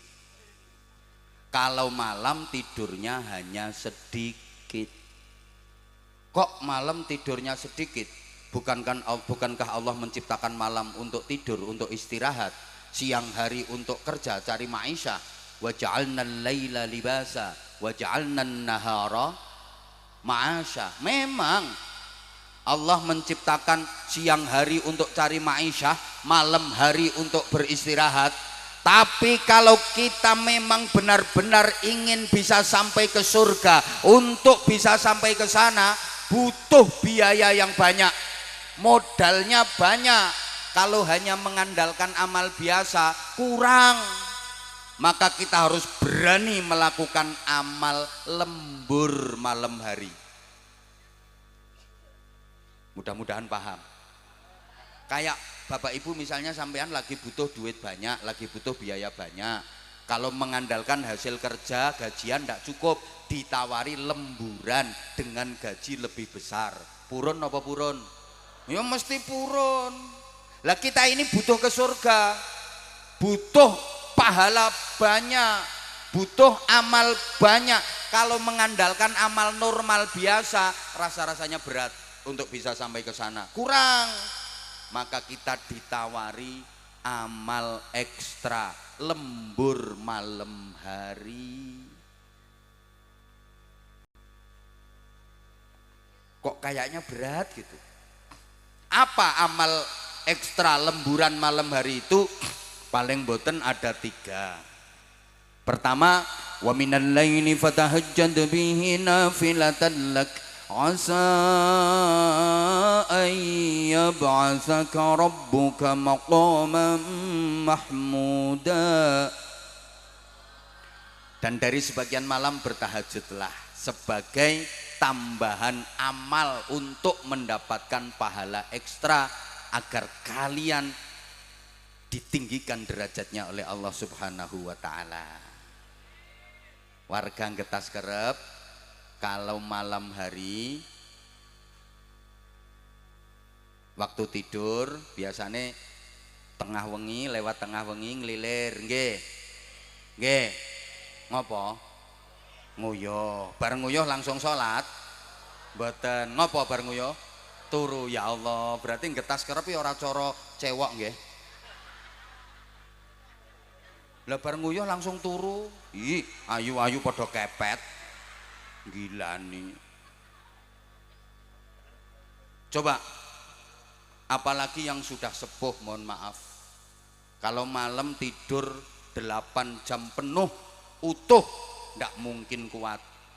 Jam 9 turu, bangun-bangun jam 5 nggak mungkin bisa tanpa terbangun. Kenapa? Karena merasa sudah cukup. Kalau nggak gitu kepuyuh, kebelet kudu pipis gak iso ngampet, pasti itu kalau udah di atas 60 tahun. Nggak mungkin dalam keadaan normal berangkat tidur jam 9, bangun-bangun jam 5 tanpa ngelilir, nggak mungkin bisa. Kenapa?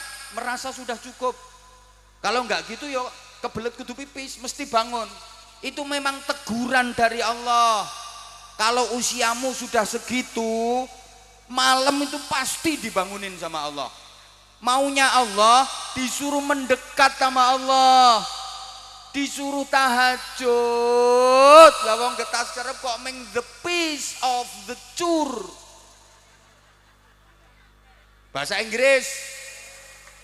Nek wong lanang iki bahasa Inggrisnya piece of the chur. Nek wong wedok piece of the chest. Ya memang suaranya beda kok. Wong lanang yo cur keracak-keracak, wedoknya yes. Kadang sik ana sruwitane. Nah, aku ngene iki yo penelitian ngono.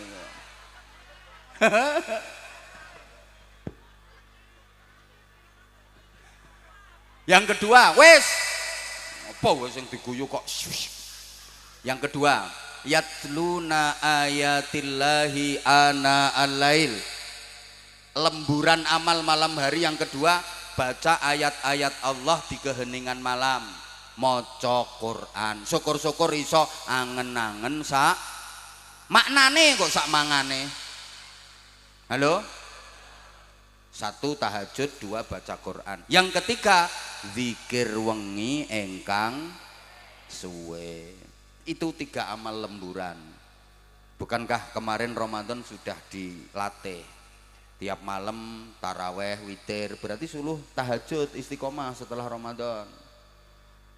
Tiap malam baca Quran, tadarus. Sekarang lanjut. Mbok ora digatekke aku ngomong. Padahal yang di sana udah nunggu aku.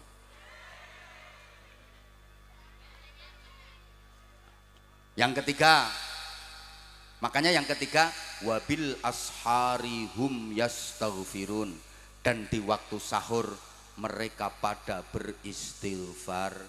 Orang bertakwa yang dijanjikan surga itu bangun tidurnya sebelum subuh, karena waktu sahur mereka banyak-banyak beristighfar. Wong takwa kuwi turune dhisik tangine gasik. Bareng turune dhisik tangine. Bangun tidur jangan nunggu ditegur sama muadzin. Bangun tidur jangan nunggu dikritik sama muadzin. As-sholatu khairum minan naum. Sholat itu lebih baik daripada.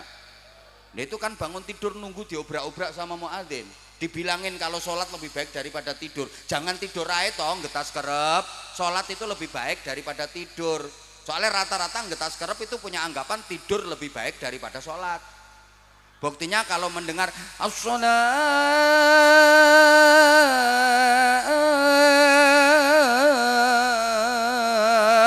khairum minan naum.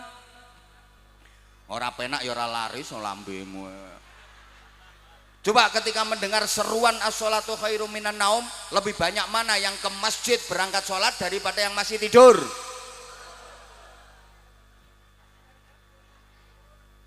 Makanya besok azannya di sini rubah saja, an-naumu khairum minas.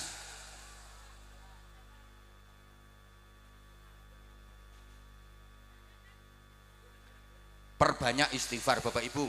Rasulullah itu nggak pernah salah, nggak pernah dosa, sedikit pun nggak ada. Itu kalau istighfar mohon ampun kepada Allah tiap hari nggak pernah kurang dari 100 kali. Sami nggih kalih ngetas kerep pret. Wong jak istighfare mulat ngono.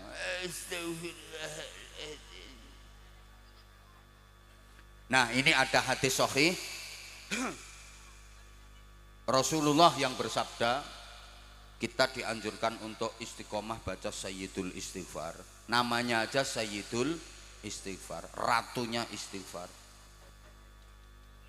Allahumma anta rabbi la ilaha illa anta khalaqtani wa ana 'abduka wa ana 'ala 'ahdika wa wa'dika mastata'tu a'udzu bika min syarri ma sana'tu abu'u laka bi ni'matika 'alayya wa abu'u bi dhanbi faghfirli fa innahu la yaghfiru dzunuba illa anta. Siapa yang baca Sayyidul Istighfar di waktu pagi menjelang matahari terbit, kok ternyata siang harinya dia mati, maka dia masuk surga.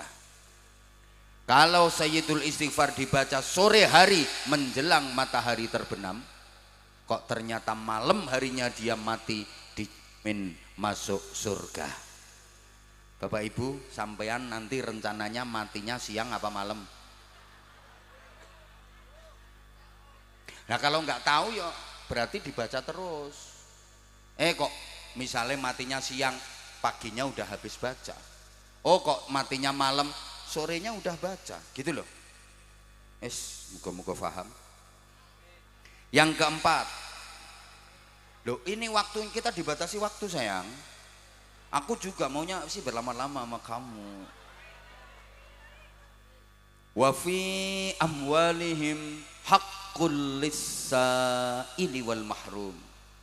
Dan di dalam harta kekayaan mereka ada haknya orang miskin yang meminta-minta atau yang tidak meminta demi menjaga kehormatan dan harga diri. Orang bertakwa yang dijanjikan surga itu sadar bahwa dalam rizki yang dititipkan Allah kepadanya ada haknya orang lain yang harus diberikan. Di sekitar kita pasti ada orang-orang yang sangat membutuhkan bantuan kita. Pasti ada. Baik orang itu meminta karena saking butuhnya, atau dia nggak mau minta-minta karena memang menjaga kehormatan dan harga dirinya. Ingat Bapak Ibu, yang kita dapatkan dari kerja keras kita itu pendapatan kotor, bruto. Yang boleh kita konsumsi itu yang bersih. Dari kotor menuju neto bersih itu ada proses namanya zakat. Makanya zakat itu maknanya pembersihan, minimal infak, sedekah, gitu loh. Halo? Lah kalau nggak dikeluarkan sama sekali, dapat rezeki diembat semua, itu orang geragas itu namanya. Kayak disuguh lemper, diuntal sak kulit-kulite, sak godong-godonge, sak biting-bitinge. Wong celutak. Masa dapat ikan lele kok dimplok sak ndase, sak rine, sak telek-teleke. Semoga-moga paham. Terakhir. Ya terakhir yo. Wah, kok lonjat lanjut ae. Wong wedoke kadung kenaan terus ora gelem wis ngono kuwi. Wa fil ardi ayatul lil muqinina wa fi anfusikum afala tubsirun. Dan di bumi ada tanda-tanda kekuasaan Allah bagi orang-orang yang yakin. Belajar terus, belajar terus, belajar terus, menambah keyakinan dan keimanan kepada Allah. Dan pada diri kalian sendiri juga harus diperhatikan. Apakah kalian tidak memperhatikan? Artinya orang bertakwa yang dijanjikan surga itu bukan hanya mengurusi orang lain, manfaat orang lain sampai melupakan keselamatan diri sendiri. Ndak, dirinya sendiri juga diperhatikan. Jangan seperti lilin menerangi lingkungan tapi tubuhnya sendiri terbakar habis, tahu-tahu mati belum sempat amal. Jangan sampai kayak gitu. Di samping ngurusi eksternal, jangan lupakan internal. Kepentingan diri sendiri juga diperhatikan. Ceramah terus sampai nggak mikir fisik, nggak mikir kesehatan.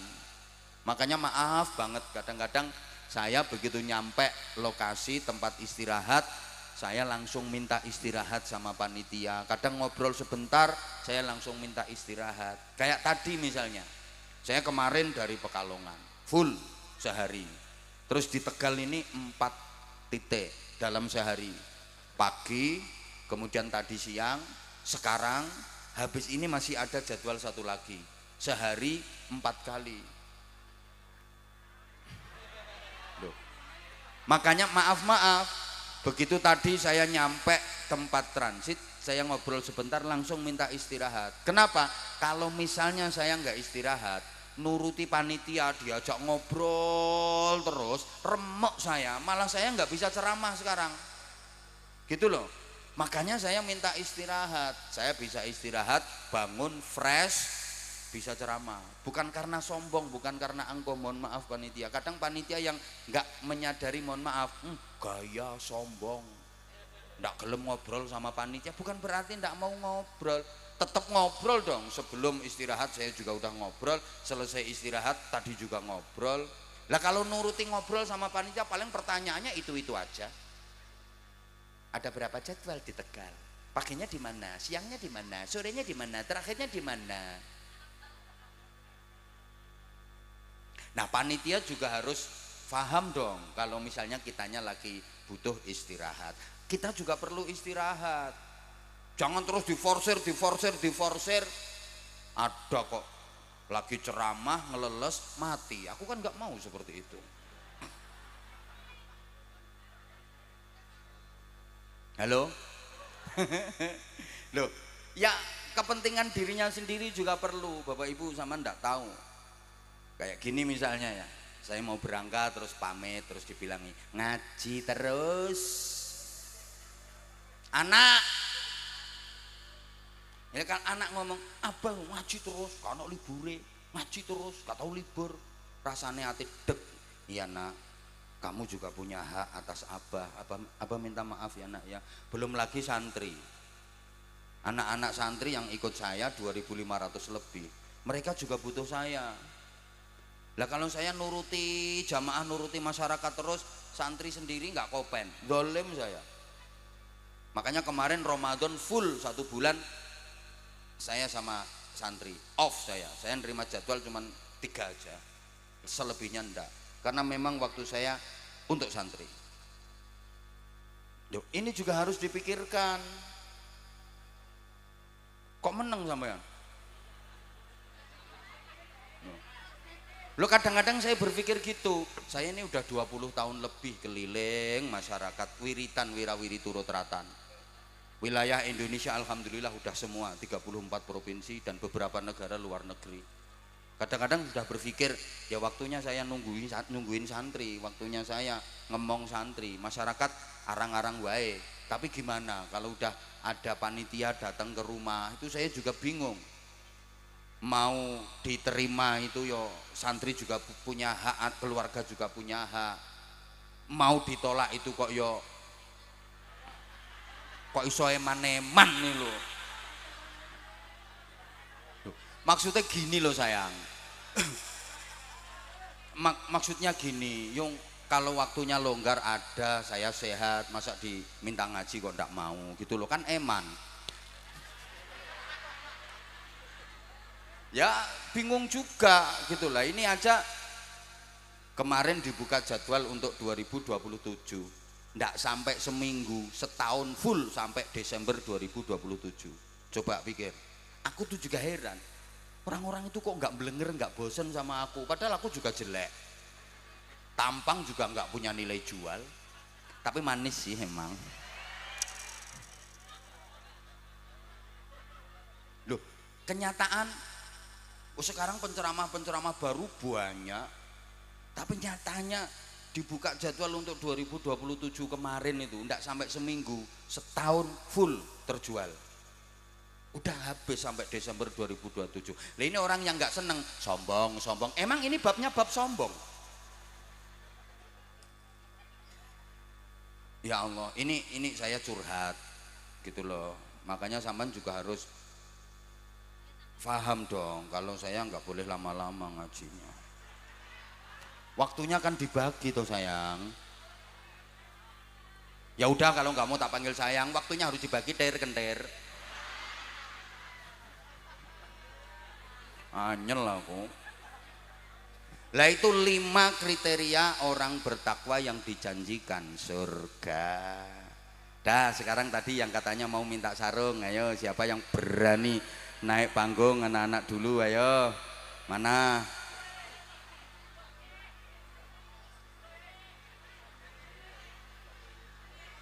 Saya sebentar, kalau nggak ditunjuk ya kamu sini nak. Nah sini sayang, kamu 1.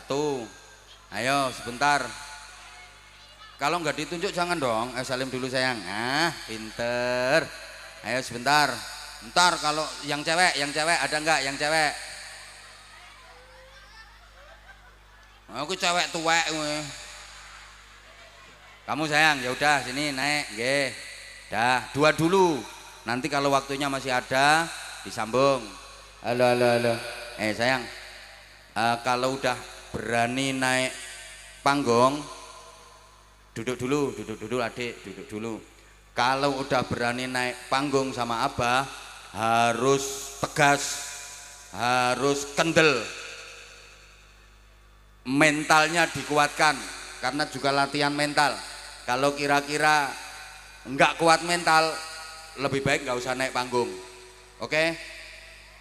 Lanjut apa turun lagi? Lanjut apa turun lagi? Lanjut. Bener. Nanti kalau nggak kuat mental tak suruh turun lagi, oke? Oke. Pegang sendiri mic-nya, jangan jauh-jauh dari mulutnya mic-nya. Ucapkan salam dulu ke jamaah. Assalamualaikum warahmatullahi wabarakatuh. Waalaikumsalam warahmatullahi wabarakatuh. Ndak boleh lemes nak, harus semangat. Namanya siapa? Arti. Pakai mic-nya didekatkan terus ke mulutnya, nggak usah diturunkan. Gini mic-nya terus gini, oke? Oke, kurang deket, mic-nya kurang deket. Nah, hadapnya sana, nggak usah hadap abah. Namanya siapa? Arti. Nama lengkapnya? Muhammad Ardiansyah. Muhammad Ardiansyah. Panggilannya Ardi. Iya. Alamat rumahnya mana? Kertas kerap. Oh, Getas Kerep sini.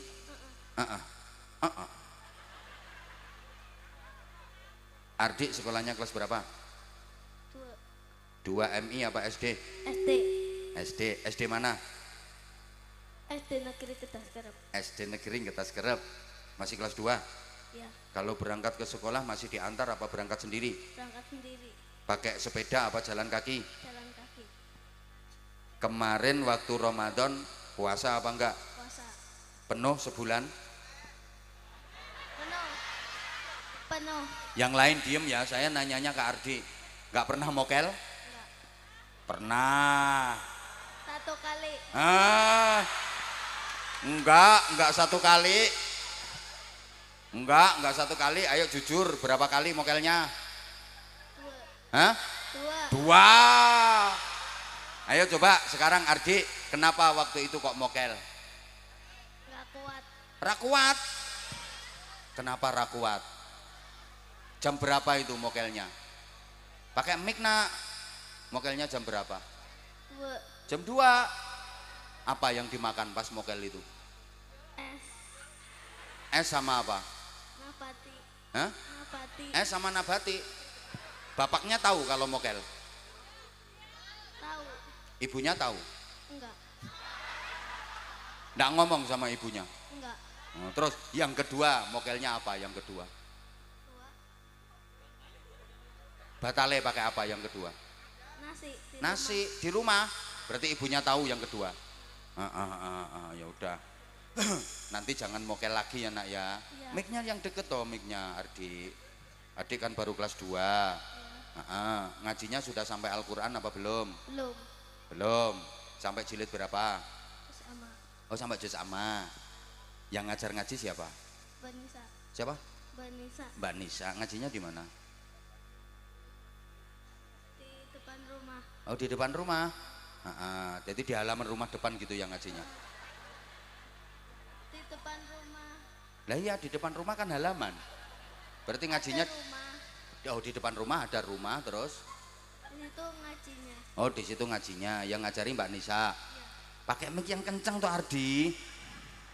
Ardi nanti kalau udah lulus sekolah SD pengen mondok apa enggak? Pengen. Pengen bener. Mondoknya di Jawa Tengah apa di Jawa Timur apa Jawa Barat? Jawa Tengah. Jawa Tengah. Cita-citanya Ardi kalau udah besar pengen jadi apa? Presiden. Wah ini calon presiden dari Tegal.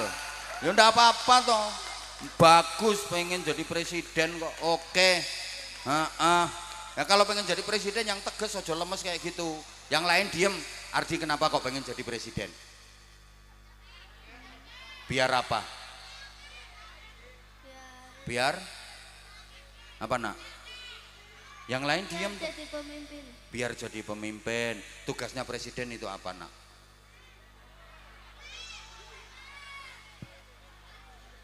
Mimpin negara ya. Nah sekarang Ardi mau tampil apa? Apa? Mau tampil apa? Kan yang bareng sama apa itu ada tampilnya, ada sholawatan, ada azan, ada ngaji Quran, ada nyanyi. Ardi mau tampil apa? Tadi kok ngacung-ngacung sini loh. Pengen apa Ardi? Sholawatan. Hah? Sholawatan. Pengen sholawatan. Kalau udah sholawatan nanti dikasih apa? Uang. Dikasih apa? Uang. Uang. Kok Ardi tahu kalau dikasih uang? Taunya dari mana? Dari sendiri. Oh, dari sendiri. Ibunya Ardi ada datang di sini nggak ibunya? Ada. Di mana? Oh di sana. Ya. Bapaknya? Di sana. Di sana juga. Ya. Ardi kok maju ke sini sama siapa tadi? Teman. Hah? Teman. Sama temen. Memang udah pengen ketemu sama Abah. Ya. Udah siap. Siap. Bapaknya tahu nggak kalau Ardi naik? Nggak tahu. Ya udah, sekarang mau sholawatan apa? Presiden nu kesuwen lah mikir. Presiden nu tas-tas gitu loh. Ayo mau sholawatan apa? Ardi naik panggung ini maunya Ardi sendiri apa ada yang nyuruh? Naik sendiri. Naik sendiri. Coba sekarang sholawatan. Ayo. Sholat apa? Salatullah salamullah ala toha rasulillah. Ya udah, ayo itu sholawatan. Duduk dulu Ardi, duduk dulu. Adik sekarang, adik. Ayo salam dulu adik. Assalamualaikum warahmatullahi wabarakatuh. Waalaikumsalam warahmatullahi wabarakatuh. Adik namanya siapa? Siti Anissa Salsabila. Panggilannya? Anissa. Sekolahnya kelas berapa? Kelas 5 Kelas 5 SD apa MI? SD. Berarti tahun depan kelas 6 udah lulus. Rencananya mondok apa ndak Anissa? Mondok. Bener. Bener. Cita-citanya Anissa pengen jadi apa? Penceramah. Penceramah. Emang Anissa udah pernah ceramah? Udah pernah ikut lomba ceramah? Udah. Di mana? Kecamatan. Tingkat kecamatan. Dapat juara berapa? 1. Bener. Sama, kalau Abah dulu sebelum ceramah profesional ikut lomba ceramah malah tingkat provinsi, tapi juara 2, soalnya pesertanya cuma 2. Berarti sekarang ini Anissa mau ceramah. Nah, berarti nanti cita-citanya pengen jadi penceramah. Kenapa pengen jadi penceramah? Karena ingin menyebarkan ilmu agama. Karena ingin menyebarkan ilmu agama. Itu bener, gue aja duit ae. Menyebarkan ilmu agama, betul itu. Coba sekarang Anissa ceramah, ayo coba berdiri, ayo biar nggak lama-lama nanti waktunya. Ayo coba sekarang Anissa, ayo. Ini lo sing kendel koyo Mbak Anissa, Ardi. Ayo mulai Anissa, ayo. Assalamualaikum warahmatullahi wabarakatuh. Waalaikumsalam warahmatullahi wabarakatuh. Ini anak baru kelas 5 loh ya. Ya langsung. Alhamdulillah, alhamdulillahi rabbil alamin. Wassalatu wassalamu ala ashrafil anbiya'i wal mursalin Sayyidina maulana Muhammadin wa ala alihi wa sahbihi ajma'in. La hawla wa la quwwata illa billahil aliyyil azim. Amma ba'du. Yang kami muliakan para alim, para ulama, para kiai, para ibu nyai, para ustaz dan ustazah yang kami muliakan pula. Wabil khusus Al-Mukarram Rama Kiai Haji Anwar Zahid dan Doro Habib Muhammad Sultan Badari bin Syakaf Al-Habsi, yang mudah-mudahan beliau selalu diberi sehat walafiat dan dipanjangkan umur yang barokah. Allahumma amin amin ya rabbal. Dan tidak ketinggalan pula rekan-rekanku yang senasib seperjuangan, semuanya yang kami banggakan dan kami cintai, dan bapak-bapak, ibu-ibu yang kami hormati pula. Langkah yang pertama, marilah kita panjatkan puja dan puji syukur kehadirat Allah Subhanahu wa Ta'ala yang telah memberikan beberapa nikmatan kepada kita sekalian. Salah satu nikmatnya ialah kita bisa bertatap muka, berkumpul, bermuajah dalam acara halal bihalal keluarga besar Masjid Baitul Izzah Ketaskarep Talang Tegal. Kedua kalinya salawat serta salam mudah-mudahan tetap tercurahkan kepada junjungan kita Nabi Agung Nabi Muhammad sallallahu alaihi Nabi yang kita harapkan syafaatnya lebih-lebih besok di yaumil qiyamah. Semoga kelak kita akan mendapatkan syafaatnya. Allahumma amin amin ya rabbal. Hadirin rahimakumullah. Dalam kesempatan yang baik ini, izinkan saya akan menyampaikan tausiah yang berjudul Birrul Walidain. Hadirin rahimakumullah. Yang dimaksud birrul walidain di sini adalah berbakti kepada kedua orang. Ketahuilah sanya berbakti kepada kedua orang tua wajib hukumnya. Tak peduli orang tua kita siapa, bagaimana pekerjaannya dan kehidupan sehari-harinya.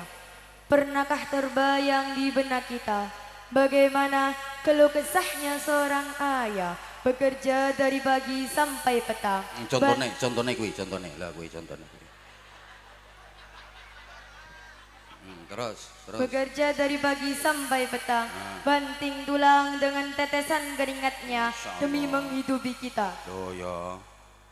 Dan pernahkah terbayang di benak kita bagaimana ibu mengandung selama 9 bulan Aku dan ora tahu, melahirkannya ra dengan sambayang. mengorbankan nyawanya. Masya Allah. Tak sampai di situ, ibu juga menyusuinya selama 2 tahun. Betul, bapak-bapak gak tahu. Orang metu walaupun di diesel orang metu. Lanjut Dok. Allah berfirman dalam Al-Quran, rungokne. surat Al-Isra ayat Ya Allah. 23 yang berbunyi, A'udzu billahi minasyaitonir rajim. Bismillahirrahmanirrahim. Wa qada rabbuka alla ta'budu illa iyyah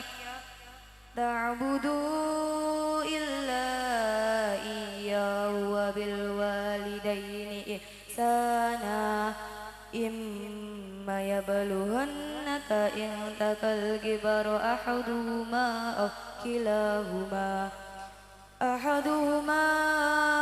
kilahuma fala taqul lahuma uffin wala tanharhuma wa qul lahuma qawlan karima. Udah, sekarang Anissa. Sadaqallahul Nah, azim. diulang lagi baca ayat Qur'annya. Ya coba. Nanti lain kali kalau mau baca ayat Qur'an harus dihafalkan dulu dengan benar. Ayo coba diulang. Wa qadha rabbuka. Wa qadha rabbuka alla ta'budu illa iyyahu wa bil walidaini ihsana imma yablughanaka Imma panjang. imma yablughanaka Nah, itu ndak ada kanya. Imma yablughanna indakal. imma yablughanna indakal kibaru ahaduhuma aw kilahuma fala taqul lahuma uffin wala tanharhuma qawlan karima. Oh, wa qul lahuma fala Wa qul lahuma qawlan karima. Nah, gitu. Jadi kalau mau baca ayat Quran atau hadis dihafalkan dulu sayang ya. Nah, lain kali gitu. Ayo langsung lanjut dikit lagi. Yang artinya Nah, dan Allah telah memerintahkan supaya kamu jangan menyembah selain Dia, dan hendaklah kamu berbuat baik pada ibu bapakmu dengan sebaik-baiknya. Jika salah seorang di antara keduanya atau kedua-duanya sampai berumur lanjut di pemeliharaanmu, maka sekali-kali janganlah kamu mengatakan kepada mereka perkataan "ah", dan janganlah kamu membentak mereka, dan ucapkanlah kepada mereka perkataan mulia. Hadirin rahimakumullah, betapa agungnya, betapa mulianya seorang ibu sampai-sampai Allah menurunkan surga di bawah telapak kakinya. betul, enggak di bawah telapak kakinya bapak, kapal tok. Ibu. Betul, ibu, Masya Allah. Bener sayang. Lanjut. Sungguh sangat celaka yang mendapati kedua orang tuanya yang masih hidup tapi tidak berbakti kepada mereka sehingga tidak bisa menghantarkan dirinya ke dalam surga. Na'udzubillah min. Ingatlah bahwa keridhaan Allah ada pada orang tua, kemurkaan Allah ada pada murka orang tua. Hadis riwayat Tirmidzi.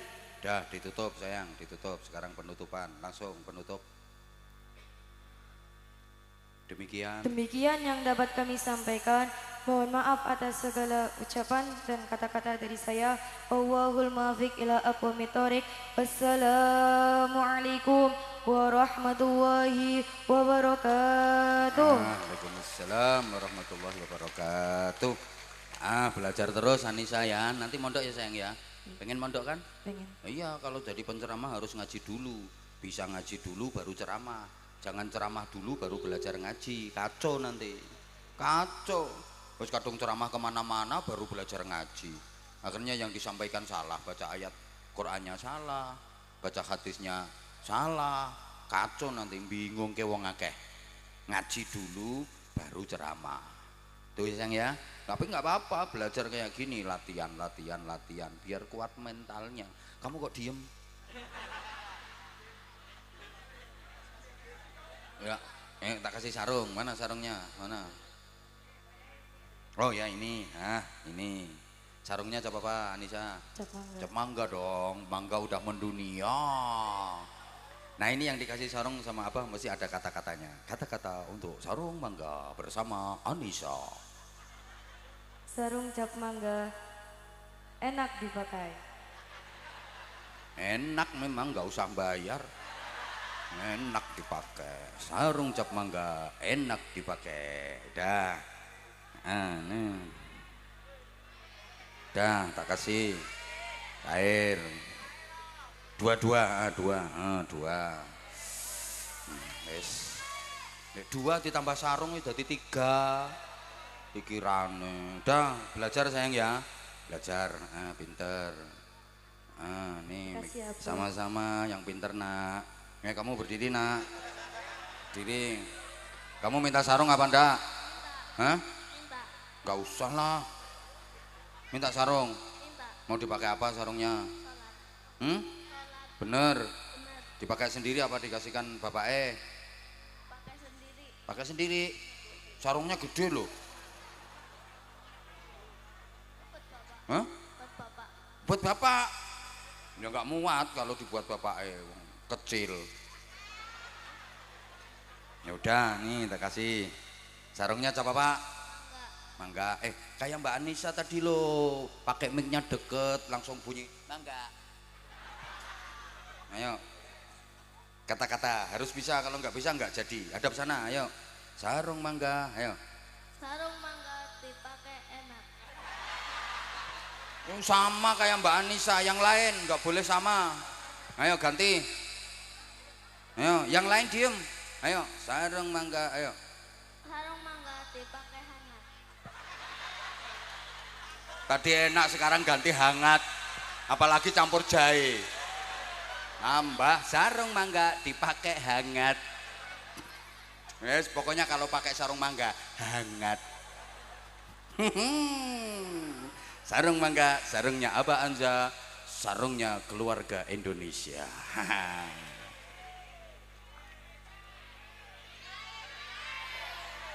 Yo cair yo, ora mikir. Udah sesuai amal perbuatan. Anak kecil itu nggak boleh duit banyak-banyak. Udah pinter ya sayang ya. Nanti ketemu apa lagi lebih kendel. Mondok ya nanti ya.